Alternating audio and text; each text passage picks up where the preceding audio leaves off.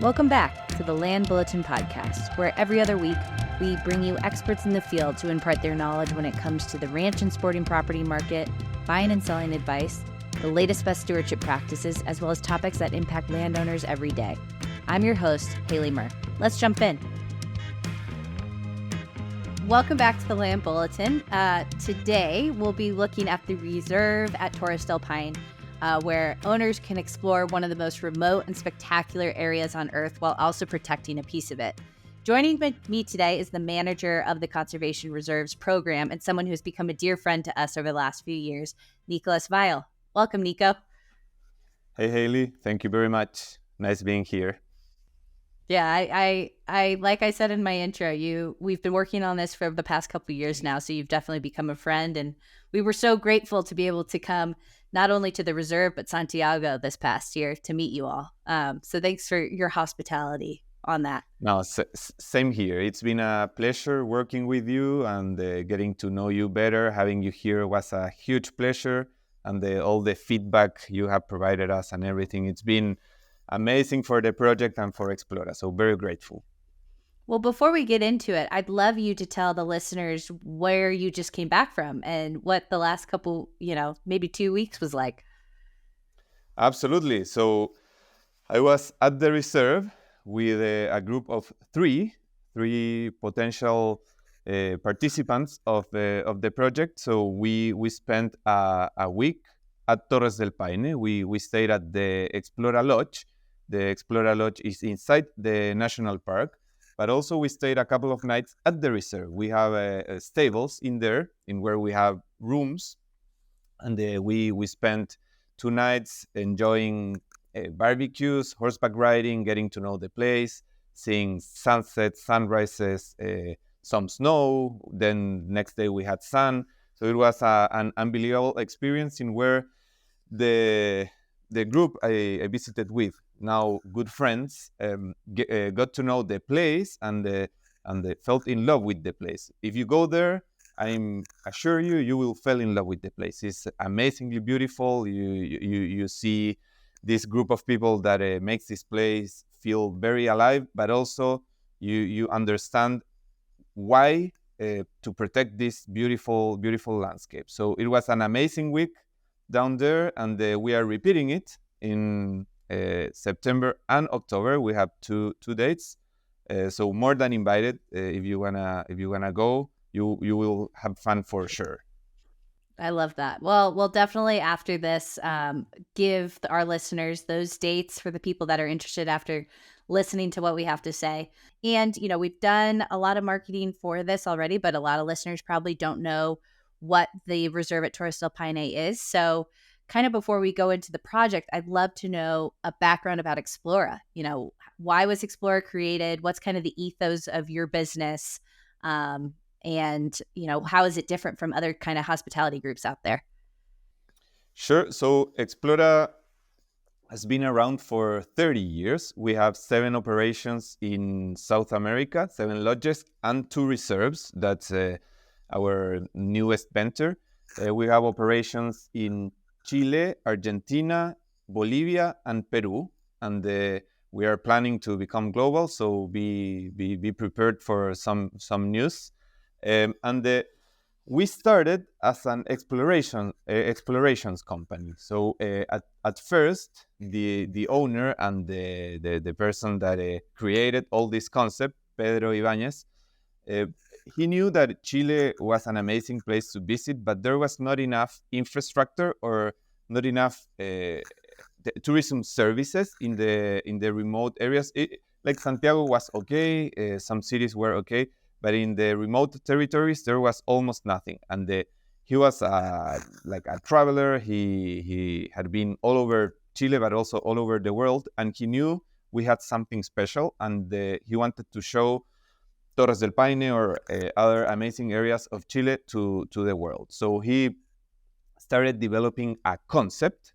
This is not only a lodge. It's a full concept on how to get to know places. So you go to a place, but most of the experience is outside. So it's about exploring, it's about falling in love, it's about getting to know the culture, the food, the people, and the ethos when he started this was the luxury of essentials. So it was all about going to a remote area, but having like the minimum you need to have an amazing experience. So you will have a great bed, a great shower, good food, but all the experience needs to be outside. So the invitation is to go to these amazing places. The hotels are unbelievably beautiful, and you have been there and you know.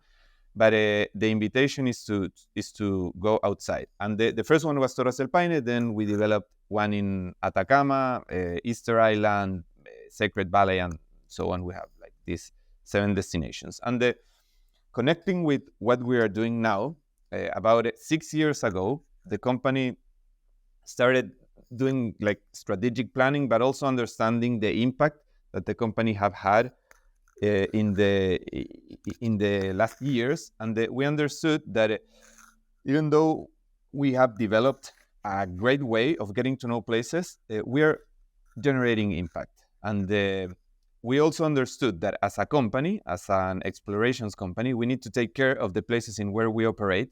And if we want to keep running this business, we need these amazing places to remain as pristine as they are now. So we decided to take action into preserving these places. And when we were figuring what to do, we understood quickly that the conservation problem is not only about preserving more land, but it's also about how to finance the conservation of these amazing places. So we tried to create this model in where we combine protection with financing, and that's the project. The project we will go into the details now, but that's the conservation reserves, like a way to protect, but also to finance the conservation of these amazing landscapes.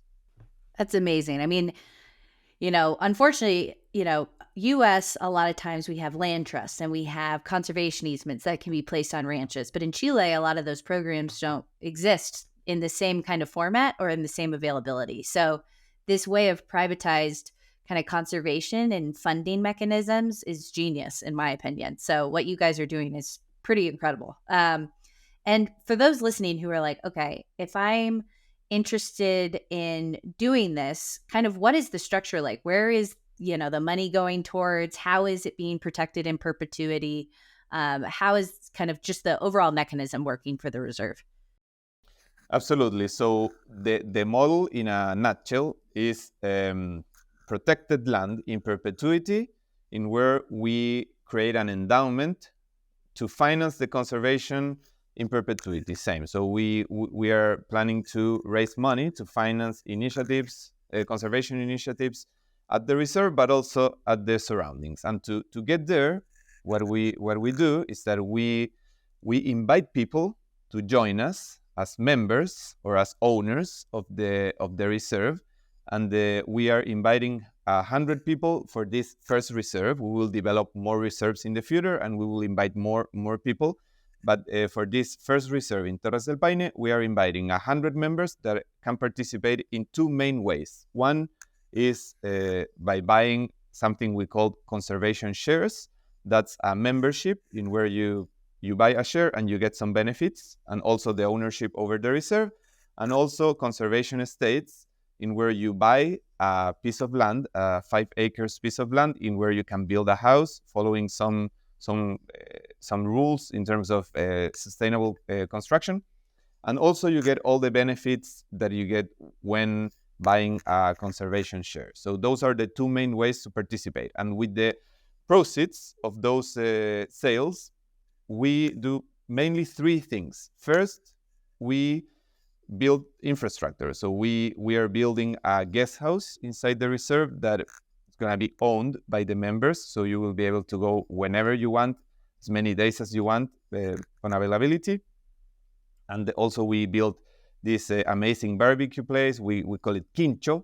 You went there and you know how amazing this place is. Amazing. And also we have stables in where we have 25 horses that as a member you can use to horseback ride like all day long and visit this amazing place. So financing infrastructure. Then we are buying the land to protect it. So that's another part of the proceeds, and the around 30 to 35% of the money we are raising goes to this endowment that we donate this money to a foundation that administers this endowment and invests this money, generate profits, and with these profits we finance again all the initiatives inside the reserve, but also in the surroundings. So three main ways where we use the money: endowment, buy the land, and build the infrastructure.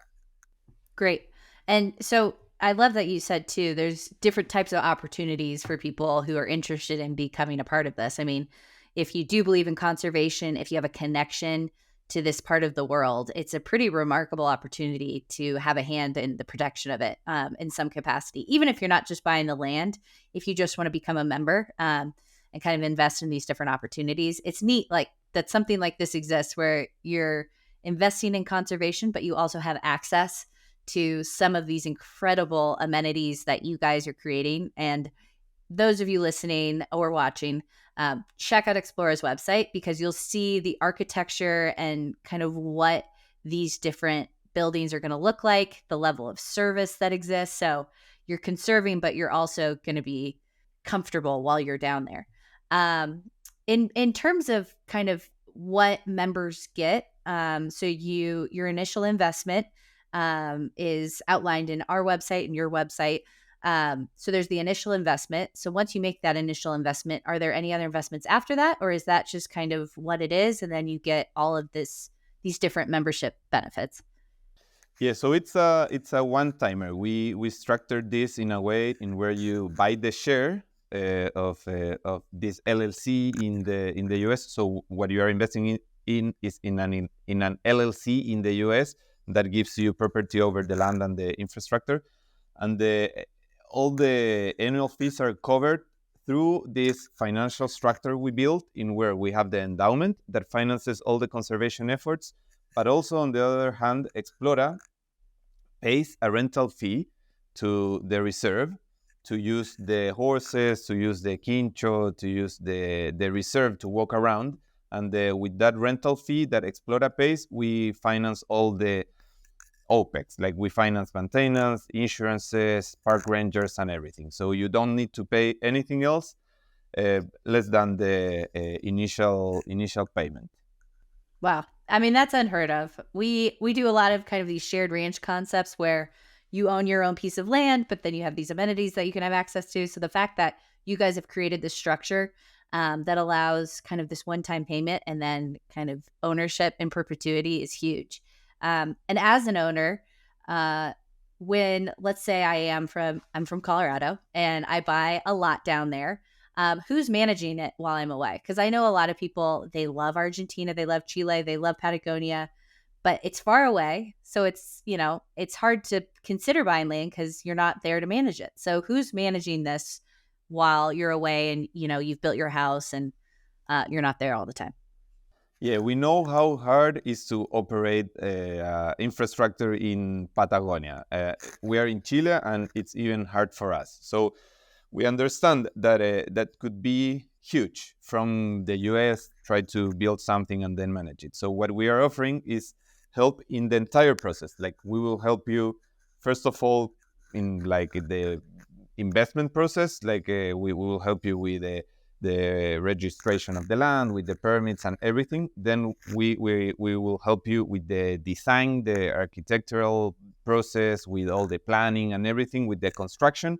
And then once the house is built, we are offering to owners to use us in the management of the property, maintenance. If you are going there and you need help with groceries, we will buy groceries for you. And if at some point you're planning to rent your property, we are also planning to help you on that process through this villas model in where we as Explora would offer these properties to our guests. So instead of going to the lodge, they would go to one of these houses, villas. Wow, that's awesome. And I know you guys there's already been some sales How many of the lots have sold so far since creating this? About like 10%, right? Yeah, about 10%. So we have 30 lots, and we have 70 of the conservation shares. So of the 30 lots, we have sold five. We have sold or have promises over five. And the interesting thing is that in the reserve, like you have different areas, and the lots are located in different areas with different views and the different landscapes.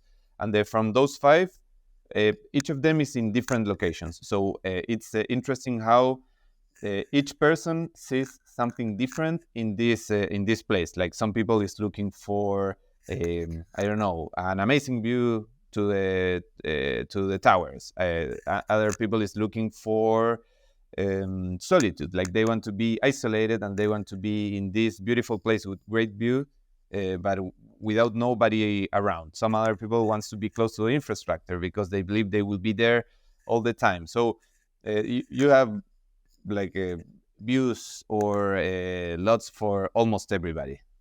And it's when you do say that you have views of the towers, when we were there, you have views from the towers at every lot in some capacity. They're all a little bit different. Some are hidden, some you only see the tops, but and when we talk about the towers, those are the Torres del Paine towers, the things that Torres del Paine is famous for.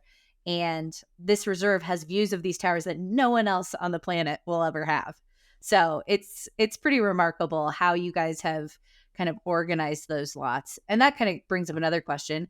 What went into planning kind of where the development is, where the lots are located? Who had a part of that and why was it designed that way? Sure. So the reserve is huge. It's around 15,000 acres, and we are impacting with infrastructure and with development less than 2 or 3% of that. So the lots are located in one side of the reserve, but then you have like 93% of the area that is non-touched. There are some hikes and you can move around, but like all the lots are in a similar area, like they're close by. But then you have all these other area that you can go out and hike around and enjoy this beauty. And we worked with architects to develop this master plan, and what they created is this 30 lots master plan, in where even though the lots are close to each other, from each lot you don't see the house that could potentially be built on the lot that is on your side. So we created this to generate a community. Yes, we want you to be in a community, but also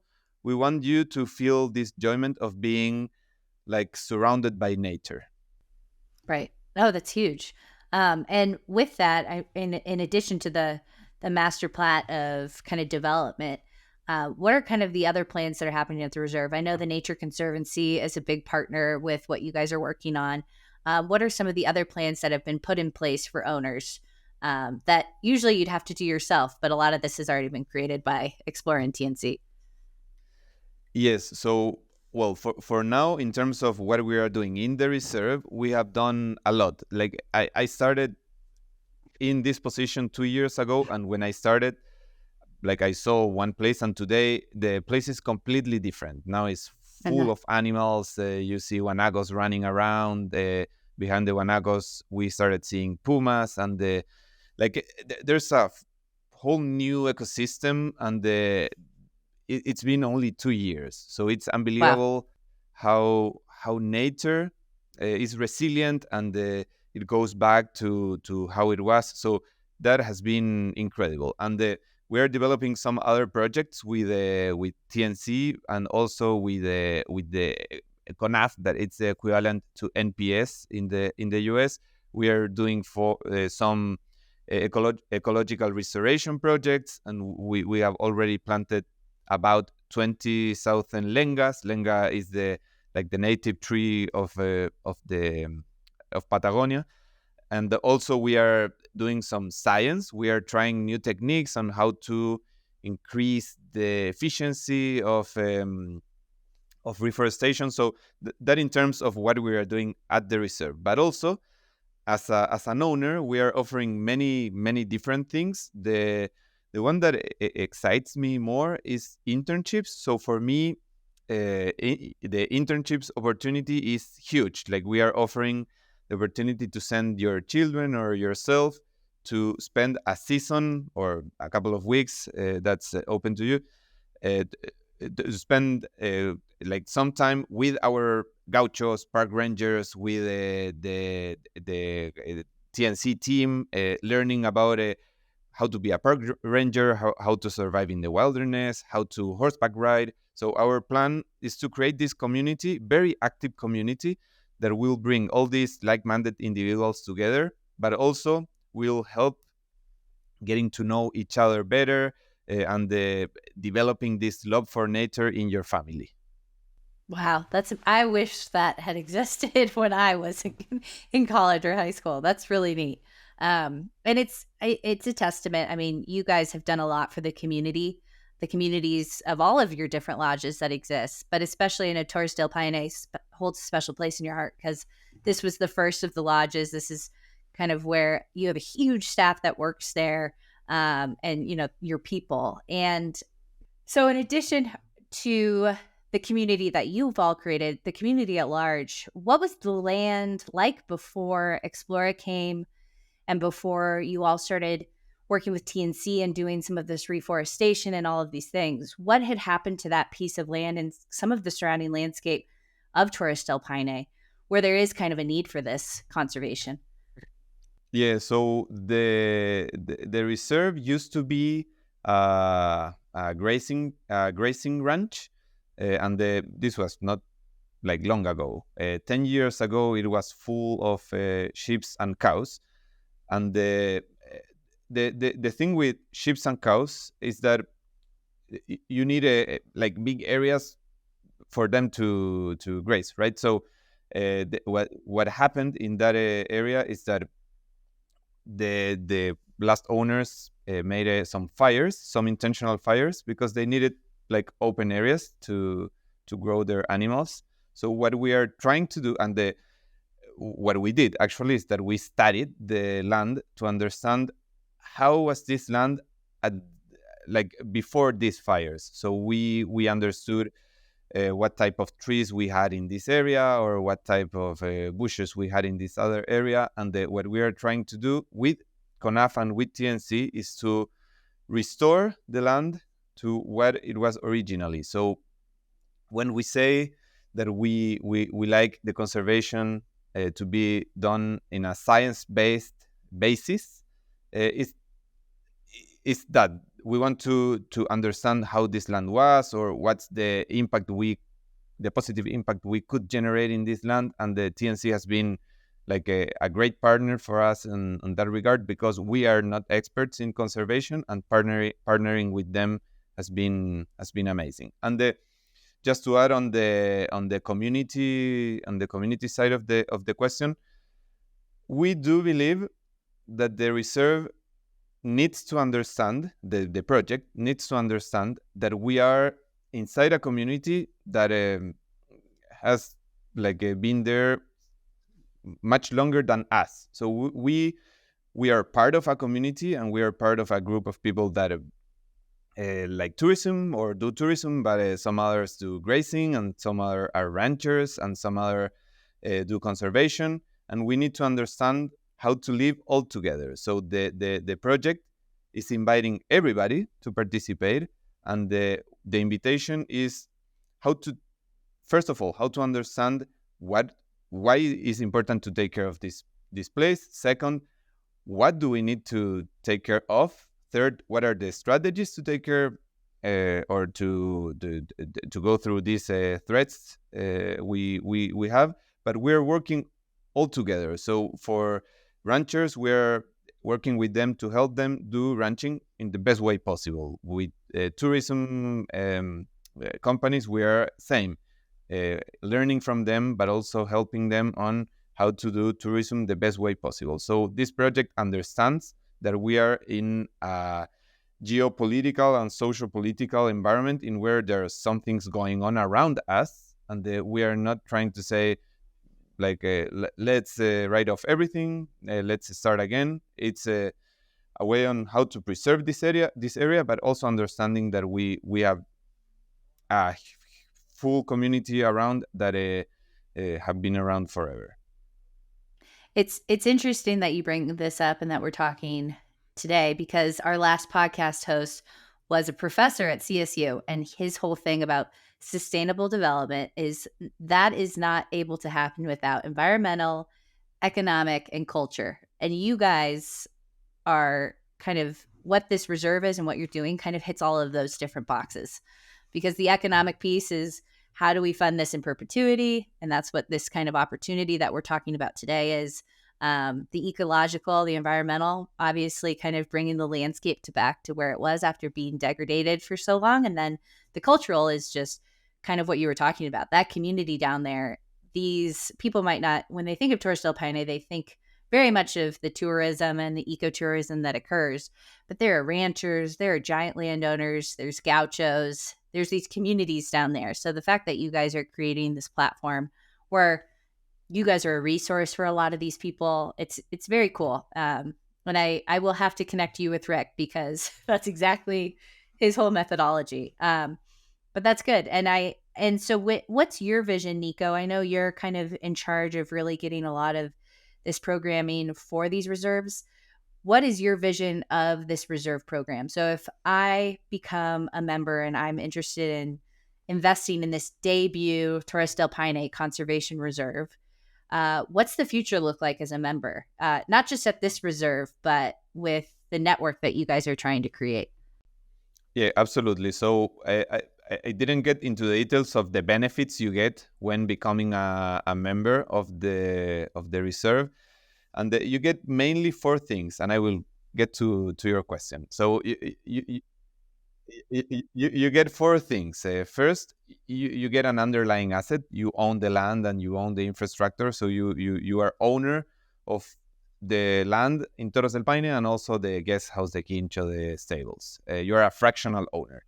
Then you get conservation involvement. So you are becoming part of this community of like-minded individuals, but also you are expanding your network because you are partnering with TNC, with Explora, with the loyalty program of Explora, Eco Society. So you're becoming part of this network of people interested in conservation or in traveling or in exploring remote territories. The third thing you get is that you become part of the conservation reserves network. And that means that by becoming a member of this reserve, you get access to all the reserves we have now and that we will develop in the future. So the dream of Explora is to protect 1 million hectares, that's 2.5 million acres, under this model. And to get to that number, we will have to develop 15, 20 reserves around the world. And in each reserve, we will develop a guest house or a lodge. And as a member, you will get access to those lodges or guest houses that we develop in different continents. And the fourth benefit you get is that you become part of the loyalty program of Explora. You become a guardian in Eco Society, and that means you get like some benefits. The biggest one is that you get 50% off in all the Explora network. And for now, Explora operates 7 lodges, but we are planning to open hotels in different continents, and we want to increase our position in Patagonia. So you will get access to all these amazing lodges all over South America for now, but in the world in the future. So what I envision for our members in the future is participating in building this huge network of land protection, not only in South America, but in the world. And as an investor of this first reserve, you will get access again to all the projects we will develop in the future. And yes, you need to trust. We will develop projects in amazing places, but if you go to all our destinations, you will be convinced. Like our curiosity. I don't know how to say it, but we choose our locations mm, like precisely, and we are planning and we are scouting for you to have an idea about it, like what they're thinking about. So we are scouting in the U.S. For reserves, but also for lodges. We are scouting in Northern Europe. We are scouting in Tierra del Fuego and in some other places. So we are dreaming big, not only with the reserves, but with Explora. And we are planning to open much more reserves that as an investor you will get access to.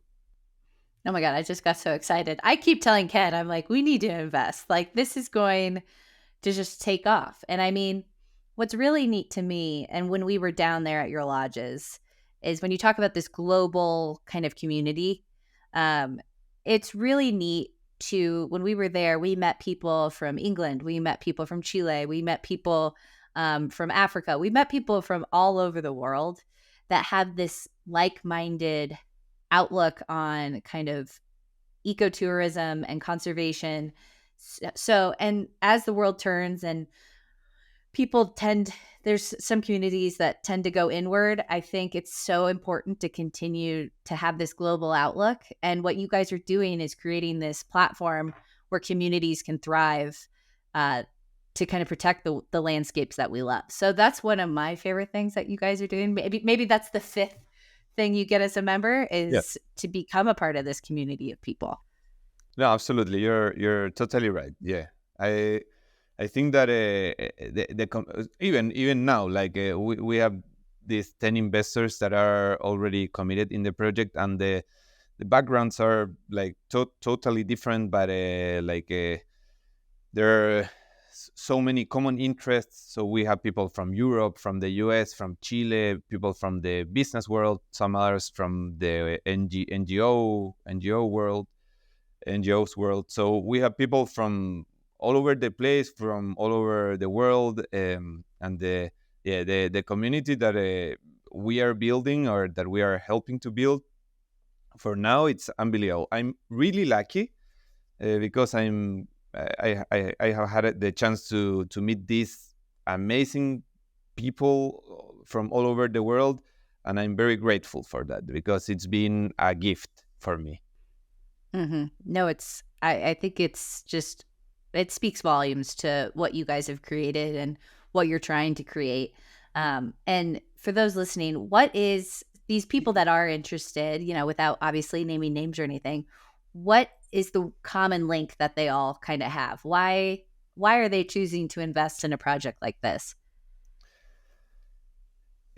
So I think that there are two big groups. We can separate the actual members in two big groups. There's one big group that sees the value of a new model, a new conservation model that is changing some paradigms in the private conservation landscape. So they want to participate in this model because they see how this new model of conservation could potentially help the world to preserve more land. So if when we see results, a lot of people will start looking at us, and they will try to develop reserves similar to this one, and that's great for us because we are protecting more land. So one group, it's related with protecting and with participating in a new model of conservation. The other group is this group that enjoys being outside and really like the benefits we are offering. So they are thinking about going to the reserve every year or building a house where they will spend summers, but also they will rent it for the periods they are not there, and they will get some profits on it. So this group understands the benefits and the opportunity to have a house operated by Explora down there. So it's more about the usage than necessarily the conservation side. Of course, there's this common ground in terms of liking the project and in terms of wanting to participate in a conservation project. Absolutely, that's a common ground. But we do have these two groups of people. No, that's great. I mean, it does speak to those types of investors. And we at Mer Ranch Group always say selling land and investing in land is like dealing with fine art. You know, this investment opportunity, it speaks to an emotional piece of whoever is interested, whether that be the conservation piece or the idea that it'll be this thing that their family can enjoy forever. You know, it's speaking to those people, and it's our job to, you know, bring this to the masses and find those buyers who have that desire. But I'm again, I'm so this is one of the best projects I've ever worked on. Like you, I feel very lucky to even be involved in something like this, and to be able to create these communities of people. Um, and before I let you go, Nico, I'd just love to know kind of what a day in the life since you've been going to the reserve. What does it look like? You know, what are your favorite parts of visiting the reserve, and what can people look forward to when they do come and visit? Well, that's a good question. So I have been there many, many times. I spent New Year's Eve with my newborn and my wife. We had an amazing time. The little one, keeps asking about the horses and the macacos. Those are the guanacos, and it's I would say it's simple life, but intense at the same time. So like a normal day, you wake up, you have some mate, you start a fire, you get some like some energy to go out, and it's all about enjoying nature. It's not about hiking necessarily. It's about being outside, sitting outside, reading a book, watching birds, watching guanacos walk around, hiking. There are many, many hikes around. You can horseback ride. It's always a day at the reserve. It's always a good moment to have a good barbecue. Um, and normally when I go there, I try to organize something like a barbecue. And then um, horses are an essential part of the experience. You can horseback ride like to wherever you want. You can spend hours and hours riding horses, and also the people that lives there. So we have park rangers, we have gauchos. It's a like a full experience to share with them a coffee or a tea. You can spend hours and hours talking to them, hearing stories and about their experiences with pumas, with guanacos, with other people. So again, it's a slow life because you are there, you enjoy yourself, nature, you enjoy surroundings, but also it's very active. You go outside, you hike, you run, you horseback ride, you eat amazing food, you smell flowers. So it's very easy to connect, and time flies. Even if it's snowing, raining, sunny, there's wind, no wind, you will have things to do, and you will enjoy every second in there.